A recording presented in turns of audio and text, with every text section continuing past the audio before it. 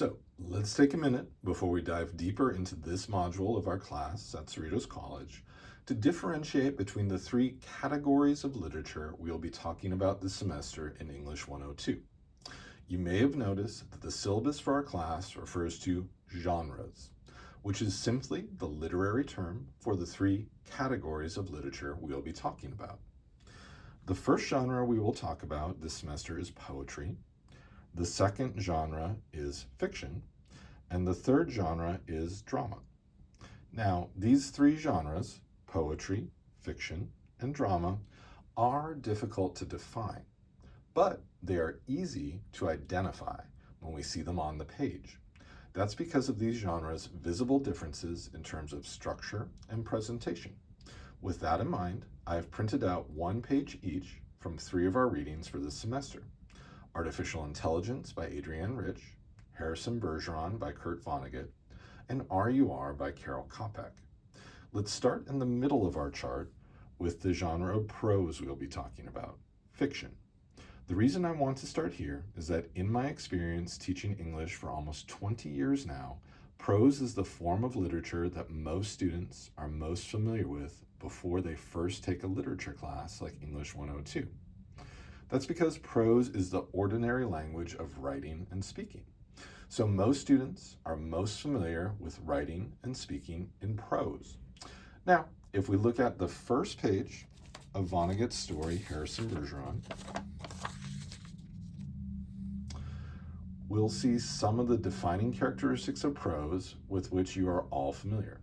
For example, prose, whether it's fiction or nonfiction, is written in sentences, which are organized into paragraphs. As you see in this sample, those sentences move in straight, basically unbroken lines from the left margin to the right margin of the page. They only break before the right margin when the end of a sentence is also the end of a paragraph.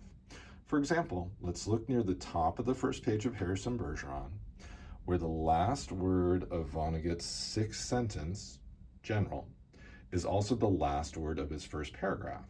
So here, we do see the line break before the right margin, which lets us know, in prose, that a new paragraph is about to start on the line below. Now, let's contrast that with how a piece of poetry is structured. To do that, let's take a look at the first page, actually the one and only page, of Rich's poem, Artificial Intelligence. As you see in this sample, poetry is written in lines, which are organized into stanzas.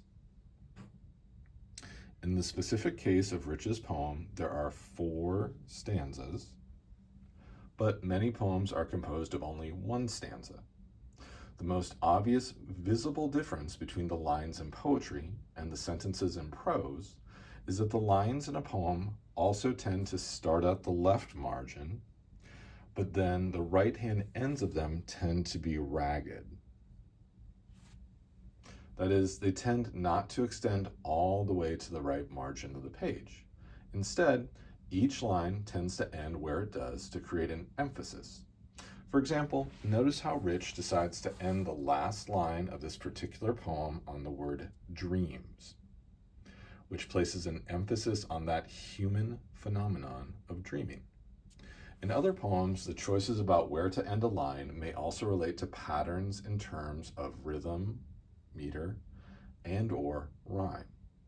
That is, the poet may want to end a line after a certain number of accented and unaccented syllables, or on a word that rhymes with a word at the end of another line.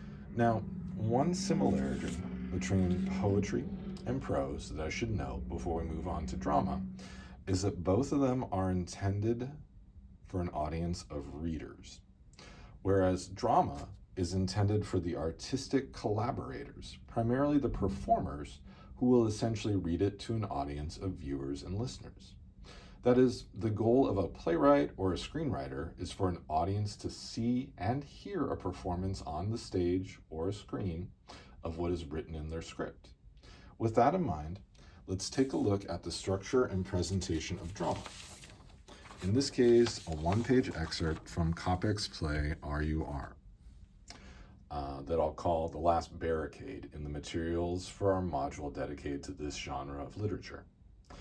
After first presenting a list of characters and a description of the setting, most of the rest of the script takes the form of lines of dialogue and stage directions for the performers. For example, here I see a list of the names of the two characters who will appear on stage during The Last Barricade, followed by a description of the sitting room where they will deliver their lines of dialogue and perform their respective actions. You'll see that in this particular play script formatting, each line of dialogue is preceded by the character's name in all capital letters, and that many of them also include stage directions in parentheses. Another aspect of drama that you might notice is that it tends to be structured into acts and scenes. That's not to say that pieces of prose and poetry don't also have scenes or dialogue. They're just formatted differently than we see them in drama. In fact, in future mini lessons, I'll be talking about these types of elements that we see in all three genres of literature, such as scenes and dialogue.